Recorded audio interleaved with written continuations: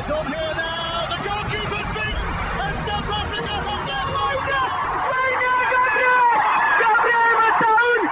Shaker Sport 2010. ሰላም ጤና ይስጥልን እንደምናላችሁ የተከበራችሁና የተወደዳችሁ የሸገር ስፖርት ዊዝ አበበ ግደይ የዩቲዩብ ቻናል ቤተሰቦቻችን በያላችሁበት እጅግ አስደሳች ጊዜን እያሳለፋችሁ እንደሆነ ተስፋ እናደርጋለን። መልካሙን ሁሉም ለናንተ እንመኛለን። ታዲያ ይህንን ሸገር ስፖርት ዊዝ አበበ ግደይ የሚለውን የዩቲዩብ ቻናላችንን ሰብስክራይብ አድርጉት፣ የደውል ምልክቱን ተጫኑትና አዳዲስ ፕሮግራሞችን ስንለቅ መልእክት ይድረሳችሁ። ላይክ በማድረግ እንዲሁም ደግሞ ሊንኩን ለሌሎች በማጋራት በተከታዮች ቁጥር እንድንበዛ የምንሰራቸው ፕሮግራሞችም ብዙ ሰዎች ጋር እንዲደርስ የምታደርጉትን ጥረት አጠናክራችሁ ቀጥሉ እንላለን። እስካሁን ላደረጋችሁልን ድጋፍ፣ እገዛ እና እኛን ለማንቃት ለሄዳችሁት ርቀት በሙሉ ምስጋናችን ትልቅ ነው። በጣም እጅግ በጣም አድርገን እናመሰግናለን። ወደ ሁለተኛው ጉዳያችን እንሂድ። እሺ፣ ሁለተኛው ጉዳያችን የሚሆነው ማንቸስተር ዩናይትድ ቤት ያሉ ነገሮች ናቸው። ማንቸስተር ዩናይትድ ቤት ያሉ ነገሮች ውብ ናቸው። ማንቸስተር ዩናይትድ ቤት ያሉ ነገሮች ነገን አስናፋቂ ናቸው። ቶሎ እንዲመጣ ነገ፣ ቶሎ እንዲደርስ ነገ፣ ለመተያየት ለመለካካት የሚሆነውን ነገር ለማየትና ለማጣጣም ማንቸስተር ዩናይትድ ቤት ጥድፊያ አለ። የማንቸስተር ዩናይትድ ሊቀመንበር በሚዲያ ወጥተው በቪዲዮ የተናገሩት ነገር ቀጠሮ የሚሰጥ ነው። 2028 ላይ ማንቸስተር ዩናይትድ የፕሪሚየር ሊግን ዋንጫ ማሸነፍ አለበት አሉ። ማንቸስተር ዩናይትድ 2028 ላይ የፕሪሚየር ሊግን ዋንጫ ማሸነፍ አለበት፣ ለዛ ነው የምንሰራው ፕሮጀክት 150 የሚለው ከተነገረን ቆይቷል። አሁን የትላንትናው የኦማር በራዳ መግለጫ ግን የሚያስረዳው 2028ን ስለምን እንጠብቃለን የሚል ነገር ነው በውስጡ ያገኘውበት። በመጪዎቹ 2 ዓመታት አሉ። ይሄ ማለት ማንቸስተር ዩናይትድ በ2026-27ም ለፕሪሚየር ሊግ ዋንጫ ይፎካከራል ማለት ነው። ነገሮች እንደ ዕቅዳችን እየሄዱ ነው። 2028 ላይ ዋንጫ ለማንሳት ምናምን ቢሉ ኖሮ ዩናይትድ ስቲል ካሚንግ ሲዝን ላይ እንደዛ አስብም ማለት። አሁን ግን ዩናይትድ ዋንጫ ለማሸነፍ ተቃርቧል። በሚቀጥሉት 2 ዓመታት የፕሪሚየር ሊግ ዋንጫ ለማሸነፍ በሚያስችል ቁመና ላይ ነን። 2025-26 አሪፍ ነበረ። እሱ ላይ ቢውልድ እናረጋለን፣ እሱ ላይ እንጨምራለን፣ እሱ ላይ ብሶብን እንመጣለን።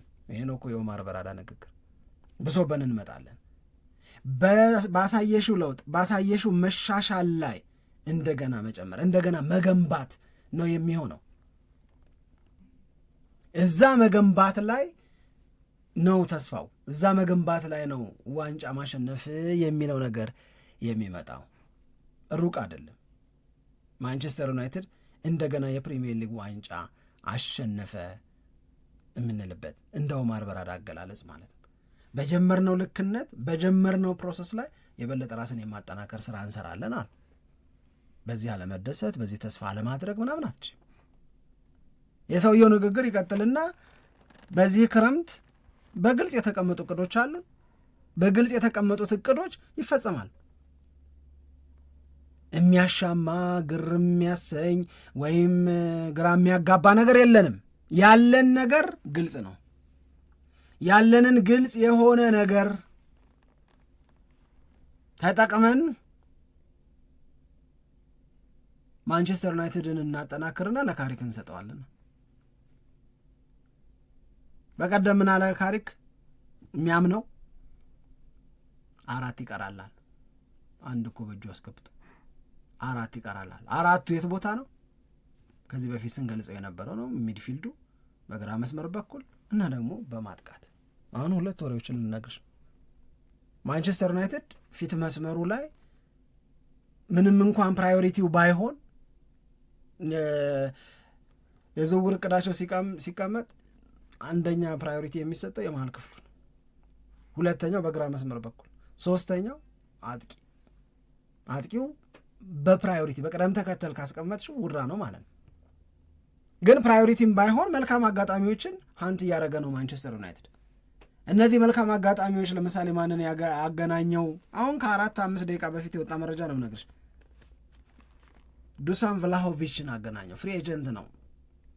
የዚህ ልጅ ሳምንታዊ የደሞዝ ፍላጎት ከፍ ሊል ይችላል እንጂ ከልጁ ጎብዝና አንጻር እንዲህ ያለውን ጎበዝ ተጫዋች በነፃ ዝውውር ማግኘት ማንቸስተር ዩናይትድ በትኩረት በቅደም ተከተል ከሆነ የበለጠ አንገብጋቢ ያልሆነውን ችግሩን ለመፍታት አማራጭ ለማግኘት ይህንን ልጅ በነፃ ማግኘት በጣም ይጠቅመዋል እና ማንቸስተር ዩናይትድ የዱሳን ቭላሆቪችንም ጉዳይ ኮንሲደር እያደረገ ነው ይላል። ይሄ ማለት ቤንጃሚን ሼሽኮ ላይ ብቻ ተማምኖ የሚቀጥል ነገር አይኖርም። 4 ውድድር ላይ ነው የምንገባው። በእነሱ መካከል የሚኖር ፉክክር ማንቸስተር ዩናይትድን ይበልጥ አሸናፊ ያደርገዋል የሚል ሀሳብ አለ። አንድ እኔ ቪክቶር ኦስሜሄን በአምና ኩራቱ ላይ አይደለም ያለው። ቪክቶር ኦስሜሄን ማንቸስተር ዩናይትድን የመቀላቀል ፍላጎት አለ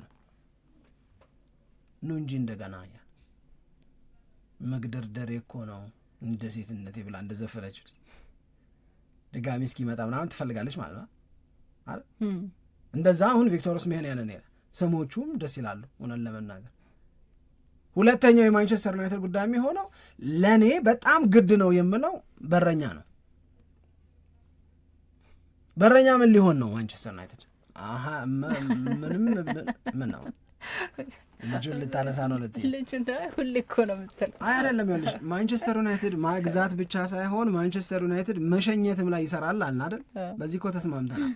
በመስራት መሸኘት፣ በመስራት ማስፈረም፣ ጉብዝና ላይ ከሆነ ያለው ማንቸስተር ዩናይትድ ተሰናባች ከምታያቸው ሰዎች መካከል አይቀሬ ዝርዝር ውስጥ ያሉት ኦናናና አልታይ ናቸው። ግን እስካሁን ስለ በረኛ እየሰማን አይደለማ። አልታይ ይወጣል ተባለ። ኦናናም ከትራብዞን ስፖር ጋር አብሮ አይቀጥልም እንኳን ቢሆን ከማንቸስተር ዩናይትድ ጋር አብሮ አይቀጥልም ተባለ። ይሄ ከሆነ ታዲያ ማንቸስተር ዩናይትድ ሴኒ ላሜንስን ይዞ ብቻ ይሆናል? አይሆንም እኮ አይሆንም። ኦኬ እሺ፣ የቅድሙም በረኛ አለ፣ የሶስተኛው በየአመቱ ይራዘምለታ ምናምን ያለ ቶሚተን አለ።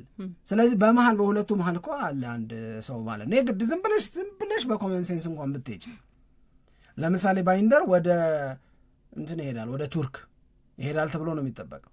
ለኦናና መፍትሄ አለ ነው የሚለው ማንቸስተር ዩናይትድ። ከእነዚህ ተጫዋቾች የሚገኝን የዝውውር ገንዘብ ተጠቅሞ ሌላ ከሴኒ ላሜንስ ጋር የሚፎካከር ሌላ ሴኒ ላሜንስ አንድ ነገር ቢያጋጠመው የማንቸስተር ዩናይትድ ግብ ጠባቂ ሆኖ ሊያገለግል የሚችል ሰከንድ ሁለተኛ ግብ ጠባቂ ያስፈልገዋል። እና ስሞች እኮ እየተነሱ ነው። አንደኛው ስም የአርሰናሉ ግብ ጠባቂ ኬፓ ነው፣ ራምሰድን የአርሰናል የነበረው እሱ ላይ አንቺ ሁሌም ሪዘርቬሽን አለሽ።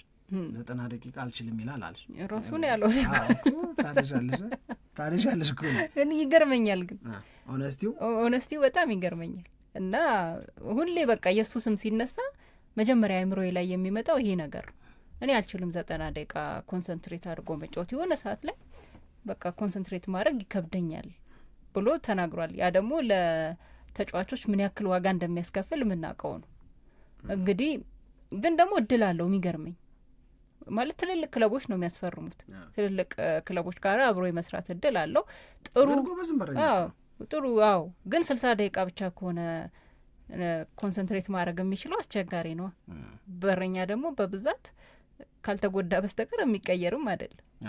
ስለዚህ ዋጋ ሊያስከፍል ይችላል። ግን እንደ ሁለተኛ ግብ ጠባቂ ከሆነ ግን ኦፕሽኑ መጥፎ ነው ብሎ ለመናገር ግን የሚከብድ ይመስላል። ቆንጆ ነው እንደ ሁለት ልክ አሁን ኬፓ ለአርሰናል እንደፈረመው እንደ ሁለተኛ ግብ ጠባቂ እንደሆነው እንደዛ አይነት አማራጭ ከሆነ ጥሩ ነው። ግን ዞሮ አንተ መጀመሪያ ሀሳቡ ላይ እንስማማለን አይደለም? በረኛ ያስፈልገዋል ማንቸስተር ዩናይትድ የሚለው ዝም ብሎ ፊት ለፊት የሚታይ ሀቅ አይደለም። ብዙ ጨዋታ ነው ደግሞ የሚደረገው በሚቀጥለው የውድድር ዓመትና ለካራባኦ ካፕ ለአንዳንድ ደግሞ ኤፍኤ ካፕም ሆኖ ግን ትንሽ ዝቅ ያለ ግምት ለሚሰጣቸው ጨዋታዎችም ሴኒ ላሜንስ ማረፍ አለበት እና በዛ ጊዜ ላይ ደግሞ ሌላ አገልግሎት መስጠት የሚችል ብዙ አሰልጣኞች እንደሚያደርጉት ሁለተኛ ግብ ጠባቂያቸውን እንደሚጠቀሙት ዩናይትድም እንደዛ ማድረግ አለበት እና የሚያከራክር አይመስለኝም። ያስፈልጋል ግብ ጠባቂ የሚባለው ነገር። አዎ ምንም ጥያቄ የለውም። እና ይሄ አንዱ ነው። እና ሌሎች አማራጭ ግብ ጠባቂዎችንም ይዟል ማንቸስተር ዩናይትድ። ለማን ዩናይትድ ሌላው በጎ ነገር ብዬ የማነሳው የዌስትሃም ዩናይትድ ማቲያስ ፈርናንዴዝን ለመሸጥ መወሰን ነው። ማቲያስ ፈርናንዴዝን ለመሸጥ የወሰነው ዋጋም ጭምር ጠቅሷል አለ ስካይ ስፖርትስ። 80 ሚሊዮን ድረስ ኤክስፔክት አደርጋለሁ አለ። ውሸቱን ነው ብለውታል። 80 እንደማያወጣ ያውቃል። ግን አንድ የተነገረው ነገር ዌስትሃም ዩናይትድ ወደ ሻምፒዮንሺፕ ዝቅ ብሎ ነው የሚወዳደረው። ዌስትሃም ዩናይትድ 150 ሚሊዮን ፓውንድ አካባቢ ጄኔሬት ማድረግ አለበት፣ ገንዘብ ማግኘት አለበት። 150 ሚሊዮን ይህንን 150 ሚሊዮን ያስገኙልኛል ያላቸውን የጎበዝ ተጫዋቾቹን መሸጥ ነው የሚያስበው። ስለዚህ ከነዚህ ለገበያ ከሚያወጣቸው ተጫዋቾች መካከል አንደኛው ማቲያስ ፈርናንዴዝ እንደሆነ ተገልጿል። ይህንን ተጫዋች ለመውሰድ የሚፈልግ ክለብ ደግሞ 80 ሚሊዮን መክፈል አለበት የሚልም አቋም አለው። አምና እኮ ነው ያስፈረመው 38 ሚሊዮን አካባቢ ነው የወጣው ለዚህ ተጫዋች ዝውውር። ግን በጣም ፕሮሚሲንግ ስለሆነ ፒኤስጂን በጣም ይፈልገዋል፣ ማን ዩናይትድን በጣም ይፈልገዋል፣ ዌስትሃም ደግሞ ዋጋ ጠርተዋል። የዚህስ ትርጉሙ ምንድን ነው የሚለው አብሮ መታየት አለበት ብዬ ነው። መሀል ክፍሉን ማጠናከር ይፈልጋል። በመሀል ክፍል እንቅስቃሴ በጣም ፕሮሚሲንግ የሆነ እንደገና ደግሞ ሂሶ ያንግ ነው፣ በጣም ልጅ። ስለዚህ በዚህ ልጅነት ውስጥ በዚህ ጉብዝና ውስጥ የፕሪሚየር ሊግ ኤክስፒሪየንስ አግኝቶ ስታስቢው ዋጋ መቆረጡ ለማንቸስተር ዩናይትድ ለመደራደር እድል ይሰጣል። አሁን ትናንት ኦማር በራዳ እንደሚነግሩን ማንቸስተር ዩናይትድ ክሊር የሆነ ፕላን አለው በዚህ ክረምት ምን ማድረግ እንዳለበት እና ይህንን ደግሞ ጄሰን ዊሎክስ በሚገባ ያስፈጽሙታል ብለው በመተማመን ሲናገሩ ሊቀመንበሩ የአምናውን የዝውውር ስኬታችንን ሪፕሊኬት ነው የምናረገው፣ እዛው አካባቢ ነው ምን ሆነዋል። ሲስተሙ ተመችቷቸዋል። ማንቸስተር ዩናይትድን የጠቀመ ነው። አራቱን ተጫዋቾች ብሪያን ኤምቤሞን፣ ማቲያስ ኩኛን፣ ቤንጃሚን ሼሽኮን፣ ሴኒ ላሜንስን ሲያስፈርም ማንቸስተር ዩናይትድ ወደ 178 ነጥብ ምናምን አካባቢ ነው ያወጣው። አሁን 200 ሚሊዮን በጀት አለው። አሁን የምርም ተሰናባች ተጫዋቾች አሉ። እነዚህ ተሰናባች ተጫዋቾች ፈራንክ የሚያስገኙ ናቸው ለማንቸስተር ዩናይትድ። ለምሳሌ ማርከስ ራሽፎርድ እና ማንቸስተር ዩናይትድ ይለያያሉ። ማርከስ ራሽፎርድ አሁን ትናንት ሌሊት አካባቢ አርሰናልን የመቀላቀል እድሉ በጣም ሰፊ ነው ተብሏል።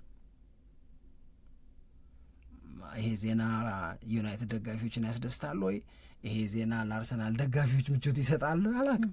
ግን እኔ የአርሰናል ደጋፊዎችን አይቼ ነበር። አስተያየታቸው በጣም ጥሩ ስሜት ነው ያላቸው። ራሽፎርድ ቢፈርም በጣም ጥሩ ነው የሚል አስተያየት ሲሰጡ በተደጋጋሚ አጋጥሞኛል። አንዳንዶቹ የቫምፐርሲን ሲቹዌሽን ለመበቀል ይረዳናል ይላሉ። ቫምፐርሲ ከአርሰናል ወጥቶ ዩናይትድ ገባ። ዩናይትድ ከቫምፐርሲ ጋር ሆኖ የፕሪሚየር ሊጉን ተጨማሪ ዋንጫ አሸነፈ። ማርከስ ራሽፎርድ ከማን ዩናይትድ ወጥቶ አርሰናል ገብቶ አርሰናል ተጨማሪ ዋንጫ እንዲያሸንፍ ምክንያት ቢያደርጉ እና ቫምፐርሲን ወስዳችሁ ዋንጫ በላችሁ፣ ራሽፎርድን ወስደን እኛም ዋንጫ አሸነፍን አለ። ቫምፐርሲ በማንቸስተር ዩናይትድ ሻምፒዮንነት ውስጥ የተጫወተውን ይሄ 31 ጎል ምናምን የማግባት ሚና ከማርከስ ራሽፎርድ እንጠብቃለን ነው? አይመስለኝም።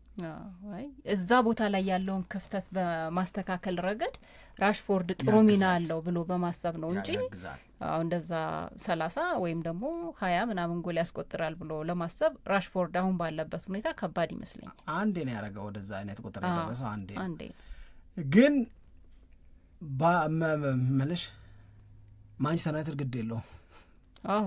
ዩናይትድማ ከመለያየትና ገንዘብ ማግኘት አሁን ለኒውካስልም ሞር ሳውንድ የሚያደርግ ነው። አንቶኒ ጎርደንን ባርሴሎና ሲያስፈርም ራሽፎርድን በተመለከተ ምን አስቦ ነው አንቶኒ ጎርደንን ያስፈረመው? ያውም 70 ሚሊዮን አውጥቶ ይሄኛውን በ26 መውሰድ ሲችል የሚል ነገር ይነሳል። ስለዚህ አንቶኒ ጎርደንና ራሽፎርድ ተመሳሳይ አቅም ካላቸው ተቀራራቢ የሆነ ስለሆነ ሚናቸው እንደውም የራሽፎርድ ቁጥር ሻል ስለሚል ከባርሴሎና በተቀበለው 70 ራሽፎርድን በ26 እና በ30 ቢያስፈርም ያዋጠዋል። ዩናይትድ ግድ አለው ወይ? ግድ የለውም።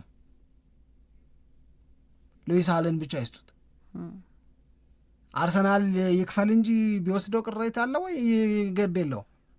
ምክንያቱም የማንቸስተር ዩናይትድ ፕራዮሪቲ ከማርከስ ራሽፎርድ ጋር በተያያዘ ማዋስ አይደለም፣ ማስፈረም ነው፣ መሸኘት፣ ገንዘብ መቀበል፣ ከዛ በኋላ በእኔ ስም አይጠራ ማለት ነው እየፈለገ ያለው ማንቸስተር ዩናይትድ።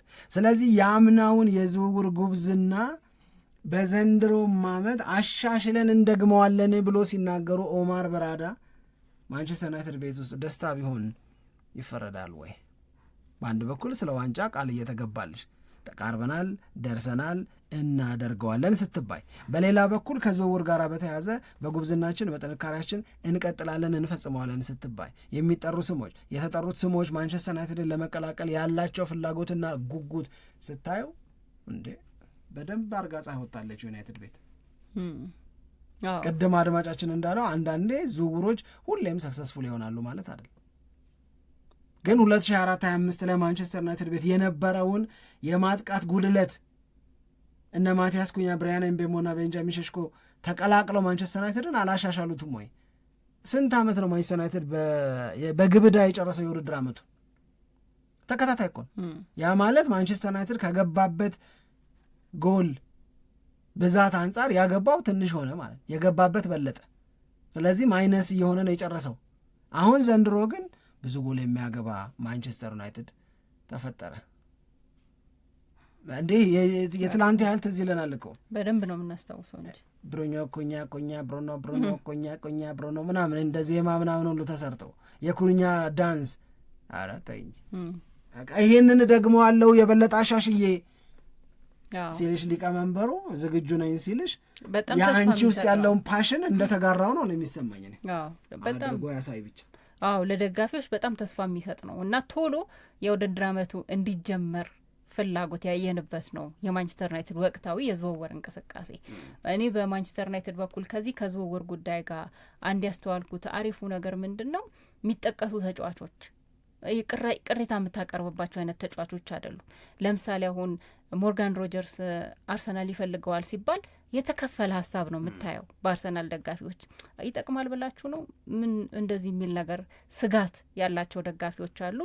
አይ ይምጣ የሚሉም ደጋፊዎች አሉ። ብቻ የተከፈለ ሀሳብ ነው። ግን ዩናይትድ ሊያዘዋውራቸው ይፈልጋል ተብሎ በሚጠሩ ተጫዋቾች ላይ ግን አብዛኛውን ስምምነት ነው ማየው እና ምን ያክል ደጋፊዎቹ በአንደኛ ይፈርማሉ ተብሎ በሚጠበቁት ተጫዋቾች ያላቸውን መተማመን ያሳያል። ሁለተኛ ደግሞ ዩናይትድ ራሱ አውትሻይን ያደረጉ ተጫዋቾችን ባለፈው የውድድር ዓመት የለየበትና ለማስፈረም የሄደበትም ርቀት ጠንካራ መሆኑን የሚያሳይ ነው ብዬ ነው የምረዳው።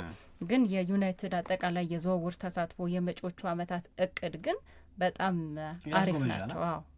በጣም ጥሩ ስሜት ይፈጥራል። ምንድነው መሰለሽ እችን ብቻ ነጥለን አይደለም የምናስበው 2025/26 ከመጠናቀቁ በፊት ባለፉት 17 ጨዋታዎች በጣም ኢንተርቴን የሚያደርግ እግር ኳስ፣ ውጤታማ የሆነ እግር ኳስ የሚጫወት ብዙ ነጥብ በመሰብሰብ ከሻምፒዮኑ አርሰናልም ከሁለተኛው ማንቸስተር ሲቲም በላይ ነጥቦችን የሰበሰበ ነው። እዛ ላይ እንጨምራለን። እዛ ላይ እንደገና ቡድኑን የበለጠ የሚያጠናክር ወደ በለጠ ውጤት የሚወስደውን ነገር እናደርጋለን ስትባይ ደስ ይልሻል እንጂ እንዴት ደስ አይልሽ? ገብተሻል? እዛ ላይ ነው ስለማደግ ነው የምታወሪው፣ እንደ አዲስ ስለመጀመር አይደል። ይሄ በቴንሃግ ጊዜ ወይ በአሞሪም ጊዜ እየተበላሸ ባለው ማንቸስተር ዩናይትድ ውስጥ ሆነው አይደለም ቃል እየገቡ ያሉት፣ ማማር ጀምሯል። ማንቸስተር ዩናይትድ ደስ የሚል ነገር አለው በሚባልበት ጊዜ እና በእነዚህ 16 ተጫውቶ 17 ተጫውቶ 11 12 አሸነፈ በሚባልበት ጊዜ ላይ ሆነሽ እንዲህ እናደርጋለን ለሻምፒዮንነት ቅርብ ነን ስትባይ ያ መከራ ጊዜ አለፈ ማለት ነው። ዓለም ዋንጫ ከሆነ አንድ ኢንትረስቲንግ ታሪክ ልንገርሽ እስቲ። ዓለም ፋራ እያለ ዓለም ፋራ ነበረ፣ ይብላኝ ፋራ ሆኖ ለቀጠለ እንጂ ተቀይሯል፣ በብዙ ነገር ተቀይሯል። የእውነት አንዳንድ ታሪኮቻችን ያኔ እንደዚህ ማሰብ እንዴት አልተቻለም ምናምን የምንልባቸው እኮ ናቸው። ማለት ለአሁን ምልሽ ሁሉም በዘመኑ ሁሉም በወቅቱ እንዴትና ለምን እንደሚታሰብ የሚገባን ነገር አለ። ግን እውነት ለዚህ ነገር መላ ጠፍቶ ነው ምናምን የምትይው ደግሞ አሁንም ቢሆን በዛ ዘመን እንደዛ በመታሰቡ የምትወቅሹ ወይም ግራ የምትጋቢበት ነገር አለ። የዓለም ዋንጫ የዋንጫ ጨዋታ ነው። አስቢው፣ ወርልድ ካፕ ፋይናል ጌም ነው፣ ግን ድሮ ነው። ዋንጫ ጨዋታው በአርጀንቲናና በዩራጓይ መካከል ነው። ሁለቱ የደቡብ አሜሪካ ሀገራት የዓለም ዋንጫ የዋንጫ ጨዋታ ሊያደርጉ እየተዘጋጁ ባሉበት ሰዓት ላይ በአንድ ነገር ተጣሉ። ጠብ ፕሪማች ላይ ነው ጠቡ የጀመረው። አርጀንቲና ምን ሲደረግ አለች፣ ኡራጓይም ሞቼ ነው አለች። ያጣላቸው ነገር በማን ኳስ እንጫወት የሚለው። አርጀንቲና ከስኮትላንድ ኢምፖርት ያደረገችው ኳስ አላት የራሷ የእኔ የምትለው ኳስ። ይሄ የዋንጫ ጨዋታማ በእኔ ኳስ ነው መደረግ ያለበት አለች። ኡራጓይ ደግሞ እኔ ከእንግሊዝ ኳስ ገዝቻለሁ አለች።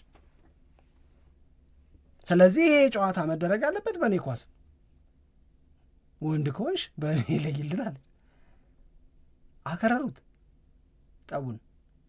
ምንም ቢሆን አይደረግም ተባለ። ዳኛው አስታውሰው ይናገራል። ከዳኛውን ይሄ ነገር ተነታረኩ አለ። በቃ ሊስማሙ ሊግባቡ ወደ መፍትሄ ሊመጡ አልቻለም። ያኔ የፊፋ ፕሬዚዳንት ማን ናቸው? ጁሊየስ ሪሜት ይባላል።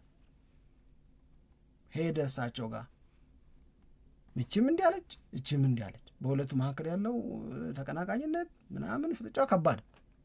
እዛ የፊፋ ፕሬዚዳንት አልቃ ገብተው ፈርስት ሃፍ በአርጀንቲና ኳስ፣ ሰከንድ ሃፍ በዩራጓይ ኳስ የዋንጫው ጨዋታ ይደረግ ተባለ። ተስማም። አርጀንቲና በራሷ ኳስ ስትጫወት 2-1 መረች። እሺ ሁለተኛው 45 ላይ ኳስ ተቀየረና በዩራጓይ ኳስ ሲጫወቱ ዩራጓይ 4-2 አሸነፈች። ኳሱ ገዳቸው። አሁን ይሄ አሁን ገዳቸው ስትይ ወደ ሱፐርስቲሽን ይሄዳል። በራሴ ኳስ ሲጫወት ይቀናኛል ብሎ ሊያስብ ይችላል። የተለያዩ ተጫዋቾች የተለያዩ ልምዶች አላቸው። ፔፔሬና ለምሳሌ ምን አይነት ልምድ አለው መሰለሽ? ለጨዋታ ወደ ስቴዲየም ሲሄድ ከተመሳሳይ ቦታ ነዳጅ ከቀዳው ይቀናኛል ብሎ ያምናል። ነዳጁን ሳይቀዳ ካለፈ፣ ነዳጁን ሳይቀዳ ከለመደው ቦታ ሌላ ቦታ ቢቀዳ ሊቨርፑል አይቀናው ብሎ ነው የሚያምነው። ራሱን አሰቃይቷል። የፓርኪንግ ስፖት ከቀየርኩ አይቀናኝም ብሎ የሚያምነዋል። ገዳም የሚላት ፓንት ያለችው አለ፣ እሷን ፓንት ከቀየርኩ ድል ከኔ ጋር አይሆንም ብሎ ይላል። ኃይሌ ነው ኃይሌ ገብረስላሴ። አሁን እነዚህም ደግሞ በእኔ ኳስ ካልተጫወትን ብለው ተዳርቀው ዓለም ዋንጫ ላይ ሆኖ ያውቃል። የሚገርም ነው። የዓለም ዋንጫ ታሪኮች ብዙ ናቸው፣ በጣም ብዙ አስገራሚ ናቸው።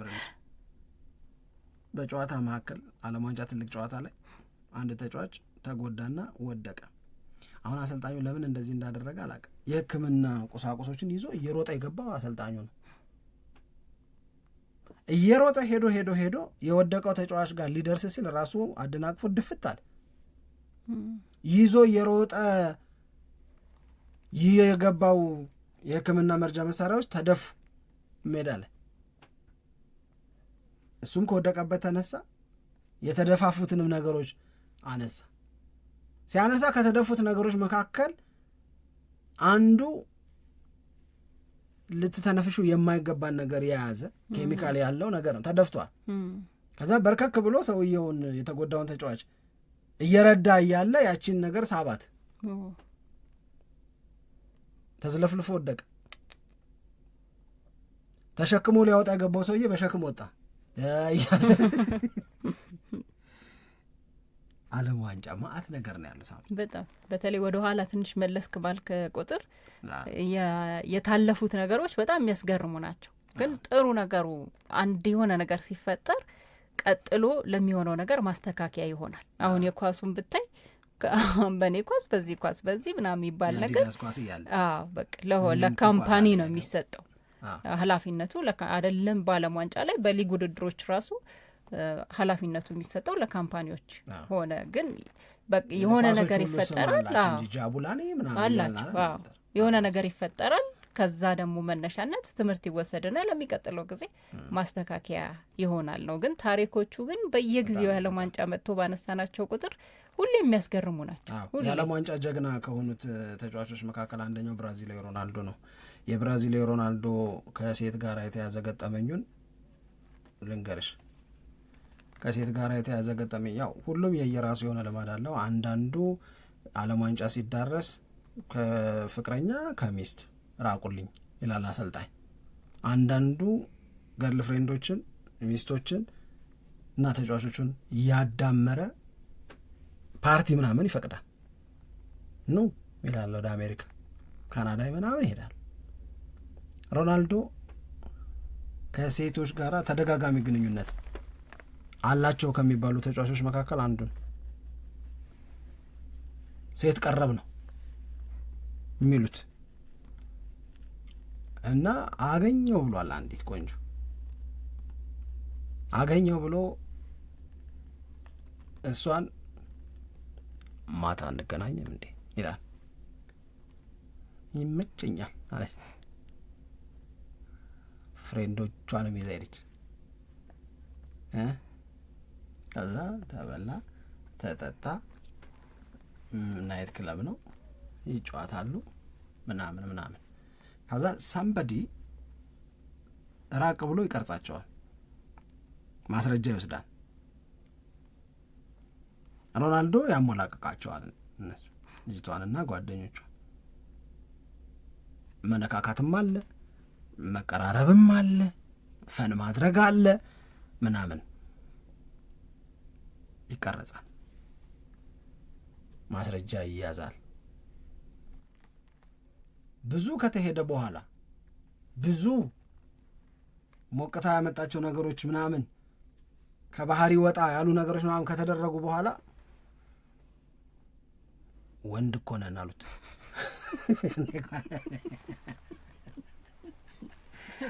ራሳቸውን ቀይረው እኮ ነገሮች።